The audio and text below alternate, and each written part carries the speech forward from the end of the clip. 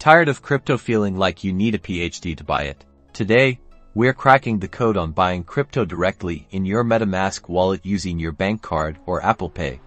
First, make sure you have the MetaMask app installed and your wallet is set up now. Open your MetaMask app. Look for the Buy button, usually located on the main screen or easily accessible within the wallet's menu. Tap it. You'll see a list of third-party providers like Transact, MoonPay, or Sardine. These services act as bridges between your bank and your MetaMask wallet. Each provider has different fees and supported cryptocurrencies, so take a moment to compare them for this tutorial. Let's select Transact. Now, choose the cryptocurrency you want to buy and the amount you want to purchase. Make sure your desired crypto and the payment currency are correctly selected. You'll then be prompted to enter your credit card details or authorize the payment via Apple Pay. Fill in the necessary information carefully. Remember that these providers require KYC Know Your Customer verification, so be prepared to provide identification documents if requested.